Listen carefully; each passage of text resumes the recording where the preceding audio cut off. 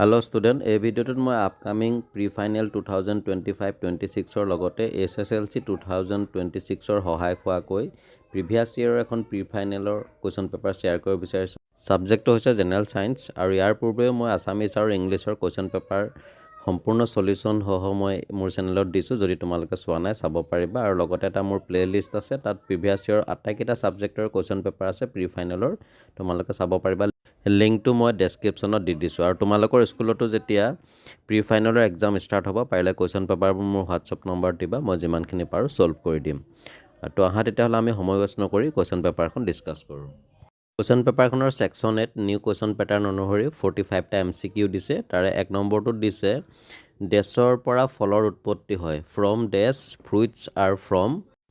আমাক অপশ্যনসমূহ দিছে। অপশ্যন এ গৰ্ভমুণ্ড, বি গৰ্ভাশয়, চি পুংকেশৰ, ডি ডিম্বক।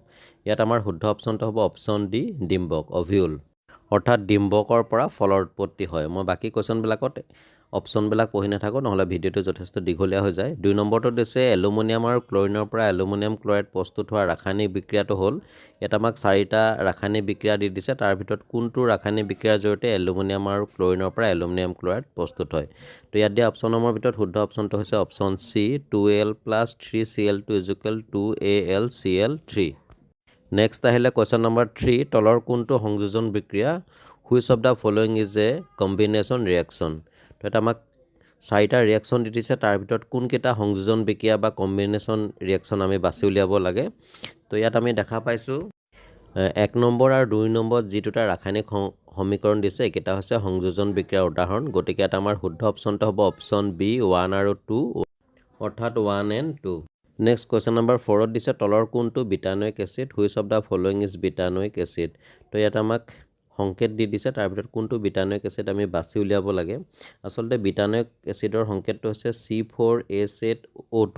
গতিকে ইয়াত আমাৰ কাৰ্বনৰ বন্ধনীৰ মতে হ'ব লাগে CH3 CH2 CH2 COOH, যিটো ইয়াত কোনো এটা অপশ্যনতে নাই। তথাপিতো ইয়াত আমি অপশ্যন চিটোকে শুদ্ধ বুলি ধৰি ল'ব লাগিব। নেক্সট কুৱেশ্যন নম্বৰ 5ত তলৰ কোনটো এলকহলে KMnO4 অৰ্থাৎ পটাছিয়াম পাৰমাংগানেট আৰু তাপৰ উপস্থিতিত ইথানোইক এচিড প্ৰস্তুত কৰে। তো ইয়াত আমাক যি 4টা অপশ্যন দি দিছে, তাৰ ভিতৰত শুদ্ধ অপশ্যনটো হৈছে অপশ্যন এ CH3 CH2OH, এইটো হৈছে ইথানলৰ গঠন। নেক্সট কুৱেশ্যন নম্বৰ 6ত দিছে যেতিয়া এটা কম পৰিমাণৰ এচিড পানীৰ সৈতে যোগ কৰা হয় তেতিয়া কোনটো পৰিঘটনা ঘটে? তো পানীৰ সৈতে যদি এটা কম পৰিমাণৰ এচিড যোগ কৰা হয় তেতিয়াহ'লে সাধাৰণতে লঘুকৰণ আৰু প্ৰশমন এই দুটা প্ৰক্ৰিয়া ঘটে। গতিকে ইয়াত শুদ্ধ অপশ্যনটো হ'ব অপশ্যন চি এ আৰু বি। নেক্সট কুৱেশ্যন নম্বৰ 7, দাঁতৰ এনামেলত থকা কেলছিয়াম ফছফেটৰ প্ৰকৃতি। The nature of calcium phosphate present in teeth enamel. ইয়াত আমাৰ শুদ্ধ অপশ্যনটো হ'ব অপশ্যন এ ক্ষাৰকীয়, অৰ্থাৎ বেছিক। নেক্সট কুৱেশ্যন নম্বৰ 8, লোৰ লগত কোনকেইটা ধাতু যোগ কৰিলে ষ্টেইনলেছ ষ্টীল পাব পাৰি? তো ইয়াত আমাক যি 4টা অপশ্যন দি দিছে, তাৰ ভিতৰত শুদ্ধ অপশ্যনটো হৈছে অপশ্যন বি নিকেল আৰু ক্ৰমিয়াম। কুৱেশ্যন নম্বৰ 9, ধাতুৰ সক্ৰিয়তাৰ হ্ৰাসৰ সঠিক ক্ৰম হ'ল।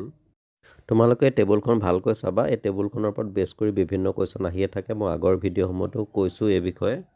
আৰু এই টেবুলখন যদি আমি ভালকৈ চাওঁ, ইয়াত কুৱেশ্যনটোৰ এনচাৰ আমাৰ স্পষ্ট হৈ যায়। তো গতিকে ইয়াত আমাৰ শুদ্ধ অপশ্যনটো হৈছে option C calcium magnesium iron gold. Next question number 10, বীজৰ সুপ্ততা দূৰ কৰা হৰম'নবিধ হ'ল।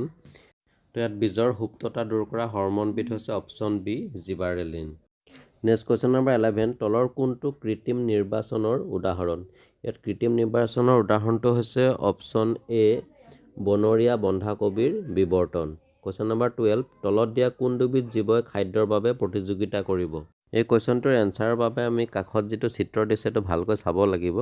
তো এই ক্ষেত্ৰত মোৰ বোধেৰে শুদ্ধ অপশ্যনটো হ'ব অপশ্যন চি ডি আৰু এফ। তোমালোকে এইটো কমেণ্ট কৰি জনাবা তোমালোকৰ মতে কোনটো অপশ্যন শুদ্ধ হ'ব লাগে। কুৱেশ্যন নম্বৰ 13, তলত দিয়া কোনবিধ কেৰালা ৰাজ্যৰ পুৰণি কালৰ পানী সঞ্চয় পদ্ধতি? তো ইয়াত কেৰালা ৰাজ্যৰ পুৰণি কালৰ পানী সঞ্চয় কৰা পদ্ধতিটো হৈছে অপশ্যন চি চাৰেংগামছ। নেক্সট কুৱেশ্যন নম্বৰ 14, 1 কুলম আধানত থকা ইলেক্ট্ৰনৰ সংখ্যা হ'ল the number of electrons in 1 coulomb of charge is. ইয়াত শুদ্ধ অপশ্যনটো হ'ব অপশ্যন বি 6 × 10⁻18।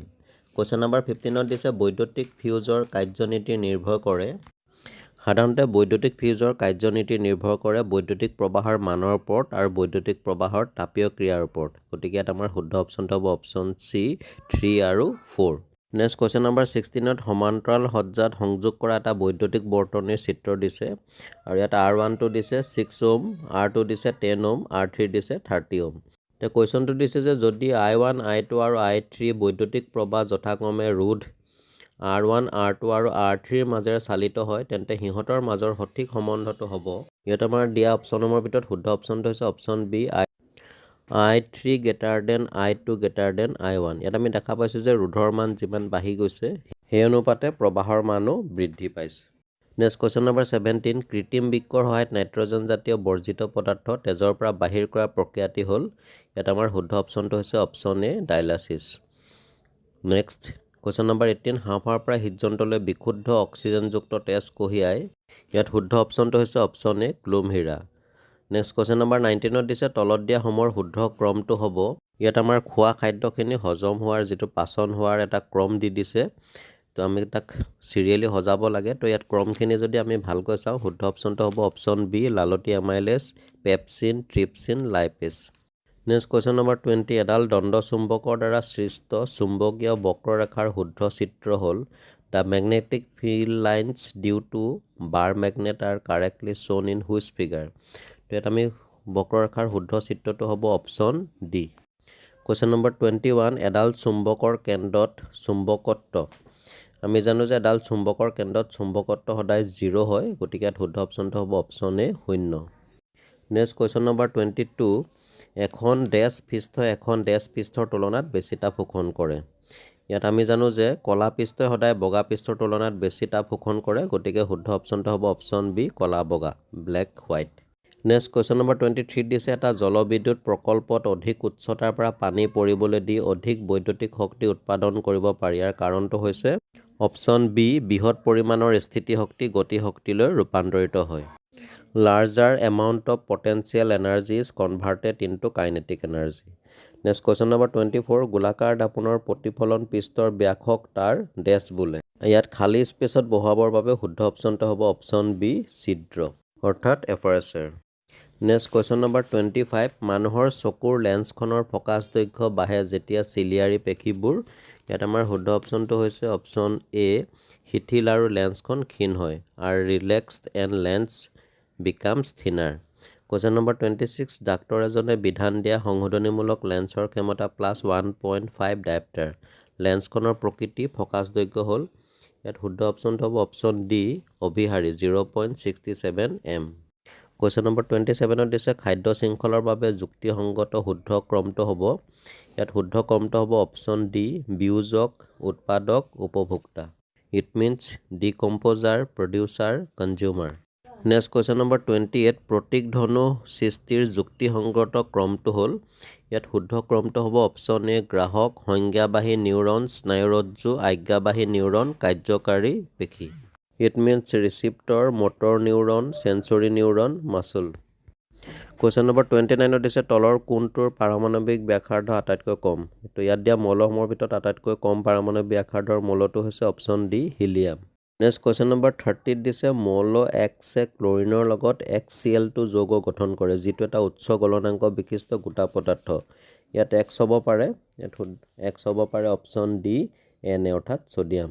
ইয়াৰ পাছত আমাক এটা ডাইৰেকশ্যন দিছে question number 31 to 34 are matching type question, match column 1 with কলম 2 ফৰ কাৰেক্ট ৰেছপন্স, অৰ্থাৎ 31ৰ পৰা 34লৈ স্তম্ভ 1ৰ সৈতে স্তম্ভ 2টো মিলোৱা। ইয়াত স্তম্ভ 1ত কিছুমান প্ৰজননৰ পদ্ধতি দিছে, বিভাজনৰ পদ্ধতি, আৰু স্তম্ভ 2ত কিছুমান ইয়াত প্ৰাণীৰ নাম দিছে। তো ইয়াক আমি শুদ্ধভাৱে এনেদৰে সজাব পাৰোঁ। তো গতিকে ইয়াত দেখা পালোঁ আমাৰ শুদ্ধ অপশ্যনটো হৈছে option C P2 Q4 R1 S3। এবাৰ কুৱেশ্যন নম্বৰ 32ত কলম 1ত আমাক দৈনন্দিন ব্যৱহৃত কিছুমান কেঁচা সামগ্ৰীৰ নাম দিছে আৰু কলম 2ত সিহঁতৰ সংকেতসমূহ দিছে। তো ইয়াক আমি এনেদৰে শুদ্ধ ক্ৰমত সজাব পাৰোঁ। গতিকে দেখা গ'ল যে ইয়াত আমাৰ শুদ্ধ অপশ্যনটো হৈছে option D P4 Q3 R1 S2। Next question number 33ত কলমত আমাক কিছুমান আমাৰ শৰীৰৰ অংগ বা গ্ৰন্থিৰ নাম দিছে আৰু কলম 2ত সেইবিলাক কিহৰ লগত জড়িত সেই কাৰ্যসমূহ দিছে তো ইয়াক আমি শুদ্ধভাৱে এনেদৰে সজাব পাৰোঁ গতিকে দেখা গ'ল যে ইয়াত আমাৰ শুদ্ধ অপশ্যনটো হৈছে option D P3 Q4 R2 S1 question number 34 কলমানত আমাক দিছে নৱীকৰণযুক্ত শক্তিৰ উৎস তাপবিদ্যুৎ প্ৰকল্প জৈৱ গেছ মহাসাগৰ আৰু ইয়াত কলমটোত সিহঁতৰ প্ৰত্যেকৰে উদাহৰণ দি দিছে জাষ্ট আমি শুদ্ধভাৱে সজাব লাগে তো ইয়াক আমি এনেধৰণে শুদ্ধভাৱে সজাব পাৰোঁ গতিকে দেখা গ'ল যে এই ক্ষেত্ৰত আমাৰ শুদ্ধ অপশ্যনটো হৈছে option B 142S 3Q 4P next question number 35ৰ পৰা 39লৈ আমাক কিছুমান উক্তি 1 আৰু 2 প্ৰত্যেকতে দুটাকৈ উক্তি দিয়া হৈছে আৰু সেই উক্তিকেইটা আমি সঁচা নে মিছা নিৰ্ধাৰণ কৰিব লাগে য'ত অপশ্যন এ মানে হৈছে 1 সত্য 2 অসত্য অপশ্যন বি মানে হৈছে 1 অসত্য 2 সত্য অপশ্যন চি মানে হৈছে 1 2 দুইটাই সত্য both 1 and 2 are true আৰু অপশ্যন ডি মানে হৈছে 1 2 দুইটাই অসত্য both 1 and 2 are false তো কুৱেশ্যন নম্বৰ 35ত দিছে মানুহৰ প্ৰজননৰ ক্ষেত্ৰত ইন হিউমেন ৰিপ্ৰডাক্টিভ ছিষ্টেম এক নম্বৰ বাক্যটো দিছে ডিম্বকোষ নিষেচিত হয় এই উক্তিটো সত্য হয় আৰু 2 নম্বৰ দিছে নিষেচিত ডিম্বকোষ অমৰা বা প্লেচেণ্টালৈ পৰিৱৰ্তিত হয় এইটো কিন্তু অসত্য গতিকে ইয়াত আমাৰ শুদ্ধ অপশ্যনটো হৈছে অপশ্যন এ 1 সত্য 2 অসত্য 1 is true 2 is false question number 36ৰ 1 নম্বৰ দিছে জাৰণ বিক্ৰিয়াত ইলেক্ট্ৰনৰ অপহৰণ ঘটে এইটো সত্য হয় আৰু 2 নম্বৰ পইণ্টটো দিছে বিজাৰণ বিক্ৰিয়াত অক্সিজেন যোজিত হয় এইটো অসত্য হয় গতিকে ইয়াত আমাৰ শুদ্ধ অপশ্যনটো হ'ব অপশ্যন এ 1 সত্য 2 অসত্য নেক্সট কুৱেশ্যন নম্বৰ 37ৰ 1ত দিছে গাৰৱাল পাহাৰৰ ৰেণী নামৰ গাঁৱত চিপকো আন্দোলন আৰম্ভ হৈছিল এই উক্তিটো সত্য হয় আৰু 2 নম্বৰ দিছে চিপকো আন্দোলনৰ গুৰি ধৰোঁতা আছিল সুন্দৰলাল বহুগুণা এই উক্তিটো সত্য হয় গতিকে ইয়াত আমাৰ শুদ্ধ অপশ্যনটো হ'ব অপশ্যন চি 1 2 দুইটাই সত্য নেক্সট কুৱেশ্যন নম্বৰ 38ৰ দিছে সালোক সংশ্লেষণ প্ৰক্ৰিয়াত তো 1 নম্বৰটো দিছে পোহৰ শক্তিৰ ৰাসায়নিক শক্তিলৈ পৰিৱৰ্তন হয় এই উক্তিটো সত্য হয় আৰু 2 নম্বৰ দিছে ৰাসায়নিক শক্তি ATP আৰু NADPH হিচাপে উদ্ভিদত সংৰক্ষিত হয় এই উক্তিটো সত্য হয় গতিকে ইয়াত আমাৰ শুদ্ধ অপশ্যনটো হ'ব অপশ্যন চি 1 আৰু 2 দুয়োটাই সত্য নেক্সট কুৱেশ্যন নম্বৰ 39ত 1 নম্বৰ পইণ্টটো দিছে এমোনাইট হৈছে মাছৰ জীৱাশ্ম এই উক্তিটো অসত্য হয় আৰু 2 নম্বৰ দিছে ট্ৰাইলবিট হৈছে অমেৰুদণ্ডী প্ৰাণীৰ জীৱাশ্ম এইটো সত্য হয় গতিকে ইয়াত আমাৰ শুদ্ধ অপশ্যনটো হ'ব অপশ্যন বি 1 অসত্য 2 সত্য 1 is false 2 is true next আমাক এটা ডাইৰেকশ্যন দিছে কুৱেশ্যন নম্বৰ 40 পৰা 45 লৈকে উক্তি এ আৰু যুক্তি আৰ প্ৰশ্ন দিয়া হৈছে এ বি চি ডি আৰু বিকল্পৰ মাজৰ পৰা প্ৰশ্নসমূহৰ শুদ্ধ উত্তৰটো বাছা য'ত এ মানে হৈছে এ আৰ দুইটাই শুদ্ধ R2 এৰ শুদ্ধ ব্যাখ্যা বি মানে হৈছে এ আৰু আৰ দুইটাই শুদ্ধ কিন্তু আৰ এৰ শুদ্ধ ব্যাখ্যা নহয় চি মানে হৈছে এ শুদ্ধ কিন্তু বি ভুল আৰু ডি মানে হৈছে এ ভুল কিন্তু বি শুদ্ধ A is false but B is true এতিয়া কুৱেশ্যন নম্বৰ 40ত উক্তিটো দিছে এছাৰচনটো সংপৃক্ত হাইড্ৰকাৰ্বনসমূহ ৰাসায়নিকভাৱে কম সক্ৰিয় এই উক্তিটো সত্য হয় আৰু ইয়াৰ যিটো ৰিজন যুক্তিটো দিছে কাৰ্বনৰ সকলোবোৰ যোজ্যতা সহযোজী এক বান্ধনিৰ দ্বাৰা পূৰ্ণ হয় এই যুক্তিটো সত্য হয় আৰু ইয়াৰ উক্তিৰ সৈতে ৰিলেশ্যন আছে গতিকে ইয়াত আমাৰ শুদ্ধ অপশ্যনটো হ'ব অপশ্যন এ আৰু আৰ দুইটাই শুদ্ধ R2 এৰ শুদ্ধ ব্যাখ্যা নেক্সট কুৱেশ্যন নম্বৰ 41ত আমাক উক্তিটো দিছে এলুমিনিয়াম অক্সাইড আৰু জিংক অক্সাইড আম্লিক প্ৰকৃতিৰ এই উক্তিটো অসত্য হয় আৰু ইয়াৰ যুক্তি দিছে যে উভয়ধৰ্মী প্ৰকৃতি মানে এটা পদাৰ্থই আম্লিক আৰু ক্ষাৰকীয় উভয় ধৰ্ম প্ৰদৰ্শন কৰে এই যুক্তিটো শুদ্ধ হয় গতিকে এই ক্ষেত্ৰত আমাৰ শুদ্ধ অপশ্যনটো হ'ব অপশ্যন ডি এ ভুল কিন্তু বি শুদ্ধ A is false but B is true next question number 42ত আমাৰ উক্তিটো দিছে প্ৰভাৱী চৰিত্ৰবিলাক প্ৰথম অপত্যজনো F1ত প্ৰকাশ পায় এই উক্তিটো সত্য হয়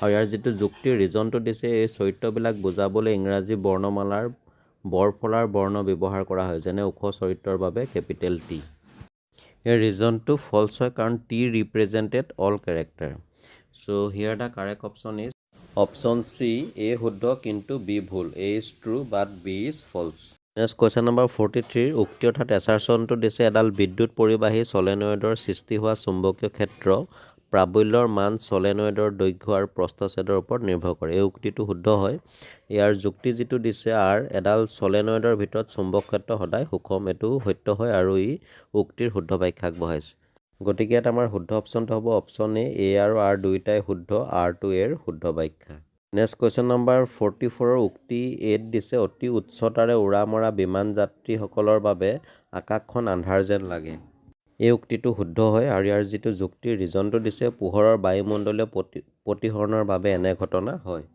এই ৰিজনটো কিন্তু অসত্য গতিকে ইয়াত আমাৰ শুদ্ধ অপশ্যনটো হৈছে অপশ্যন চি এ শুদ্ধ কিন্তু বি ভুল A is true but B is false next question number 45 plus MCQ ইয়াত উক্তি এইটো দিছে সমতল দাপোন ব্যৱহাৰ কৰিলে দেখা অঞ্চলতকৈ উত্তল দাপোন ব্যৱহাৰ কৰিলে দেখা অঞ্চলৰ পৰিসৰ বেছি এই উক্তিটো সত্য হয় আৰু ইয়াৰ যিটো যুক্তি ৰিজনটো দিছে উত্তল দাপোন বাহিৰলৈ বেকা হোৱাৰ বাবে ইয়াৰ দৃষ্টিক্ষেত্ৰ বহল এই যুক্তিটো শুদ্ধ হয় আৰু এই উক্তিৰ শুদ্ধভাৱে এক্সপ্লেইন কৰিছে গতিকে এই ক্ষেত্ৰত আমাৰ শুদ্ধ অপশ্যনটো হৈছে অপশ্যন এ আৰু আৰ দুইটাই শুদ্ধ আৰটো এৰ শুদ্ধ ব্যাখ্যা ডিয়াৰ ষ্টুডেণ্ট ছেকশ্যন এ অৰ্থাৎ MCQ ইমানতে শেষ হৈছে ছেকশ্যন বিত আমাক কিছুমান 2 আৰু 3 মাৰ্কৰ কুৱেশ্যন দিছে তাৰে 46টোত দিছে জৈৱ বিবৰ্ধক বুলিলে কি বুজা লিখা এটা জলাশয়ত মহৰ বংশবৃদ্ধি ৰোধ কৰিবৰ বাবে DDT ছটিয়া হ'ল এই ৰাসায়নিক দ্ৰব্যবিধে পৌষ্টিক স্তৰত কিদৰে প্ৰভাৱ পেলাব লিখা তো এই কুৱেশ্যনখিনি যথেষ্ট ইম্পৰ্টেণ্ট হয় তোমালোকে এইখিনি চাবা অকল প্ৰি ফাইনেলৰ বাবে নহয়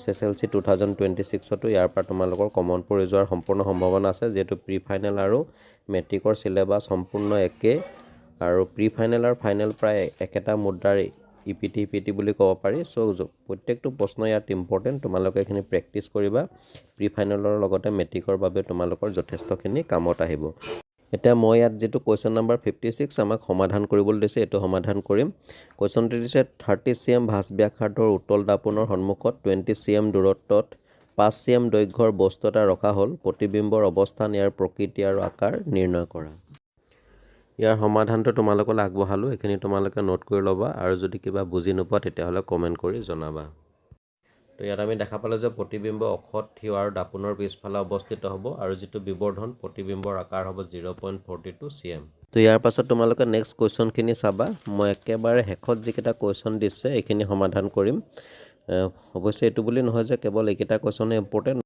হেতু কথা নহয় ইয়াত দিয়া প্ৰতিটো প্ৰশ্ন ইম্পৰ্টেণ্ট এখন সুন্দৰ প্ৰশ্ন কাকত নেক্সট আহ কোৱেশ্চন নম্বৰ 61 লৈ ইয়াত দিছে যে এটা বৈদ্যুতিক আহিলাৰ ক্ষমতাই কি বুজায় লিখা ইয়াৰ এনসাৰটো লিখিব পাৰো যে এটা বৈদ্যুতিক বৰ্তনীৰ আহিলাৰ ক্ষমতাই বৰ্তনীত শক্তিৰ খৰচ বা অপচয়ৰ হাৰক বুজায় আৰু ইয়াৰ লগতে আমাক এটা সমাধান কৰিবলৈ দিছে যে 750 ওয়াট নিৰিখৰ বৈদ্যুতিক কেটলি এটা 20 মিনিট পাৰ দিন চলে প্ৰতি কিলোৱাটত 7 টকাকৈ 30 দিনত খৰচ হোৱা শক্তিৰ মূল্য কিমান হ'ব ইয়াৰ সমাধানটো দি দিছো এটো ইংলিছতে আছে তো তোমালোকে এখিনি নোট কৰি ল'বা বুজি পাবাই নিশ্চয় আৰু যদি কিবা অসুবিধা হয় কমেন্ট কৰি জনাবা নেক্সট কোৱেশ্চন নম্বৰ 62 এটা সাধাৰণ ক্ষাৰক বিৰ এটা শুকান গুটি যেতিয়া মুকলিকৈ ৰখা হয় জলীয় বাষ্প শোষণ কৰে আৰু আঠাযুক্ত হৈ পৰে এই যৌগটো ক্লৰোক্ষাৰক প্ৰক্ৰিয়াৰ এটা বিক্ৰিয়াজাত পদাৰ্থ এটা আমাক এক নম্বৰ দিছে বিক চিনাক্ত কৰা ইয়াত বিটো হ'ব সোডিয়াম হাইড্ৰক্সাইড NaOH আৰু দুই নম্বৰটো দিছে বিক আম্লিক অক্সাইডেৰে বিক্ৰিয়া কৰিলে সংগঠিত বিক্ৰিয়াৰ ৰাসায়নিক সমীকৰণটো লিখা ইয়াৰ আনসাৰটো হ'ব 2NaOH + CO2 Na2CO3 + H2 next question number 63 last question ইয়াত এ নম্বৰটো দিছে কোনটো গ্ৰন্থিয়ে পাচন উৎসেচকৰ লগতে হৰমন নিঃসৰণ কৰে ইয়াৰ আনসাৰটো হ'ব অগ্নাশয় গ্ৰন্থি যেটো ইংলিছত কয় পাংকিয়াছ আৰু বি নম্বৰটো দিছে বৃক্কৰ লগত জড়িত অন্তঃস্ৰাৱিক গ্ৰন্থিটোৰ নাম কি ইয়াৰ আনসাৰটো হ'ব এড্ৰিনেল গ্ৰন্থি যেটো এড্ৰিনেল গ্ল্যান্ড বুলি কয় আৰু সি নম্বৰটো দিছে কোনটো অন্তঃস্ৰাৱিক গ্ৰন্থি পুৰুষৰ ক্ষেত্ৰত থাকে কিন্তু মহিলাৰ ক্ষেত্ৰত নাথাকে ইয়াৰ আনসাৰটো হৈছে অণ্ডকোষ যেটো ইংলিছত কয় দা টেষ্ট তো ডিয়াৰ ষ্টুডেণ্ট এয়া আছিল প্ৰিভিয়াছ ইয়াৰ গোলাঘাট ডিষ্ট্ৰিক্টত অনুষ্ঠিত হৈ যোৱা প্ৰি ফাইনেল এক্সামৰ জেনেৰেল সায়েন্স কুৱেশ্চন পেপাৰখনৰ এটা সম্পূৰ্ণ সমাধানৰ ভিডিও তো আশা কৰোঁ ভিডিওটো তোমালোকৰ বাবে নিশ্চয় হেল্পফুল হৈছে তো এনেদৰে বিবেচনা কৰিলে লাইক এটা কৰি যিমান পাৰা শ্বেয়াৰ কৰি দিবা আৰু এনেকুৱা ধৰণৰ বিভিন্ন সাবজেক্টৰ হেল্পফুল ভিডিও পাবৰ বাবে মোৰ চেনেলটো সাবস্ক্ৰাইব কৰি নটিফিকেশনটো অন কৰি ৰাখিবা তো চাই থাকিবা আৰবি লাৰ্ণ কাম এণ্টাৰটেইনমেণ্ট আন এটা ভিডিওত পুনৰ লগ পাম আজিলৈ ধন্যবাদ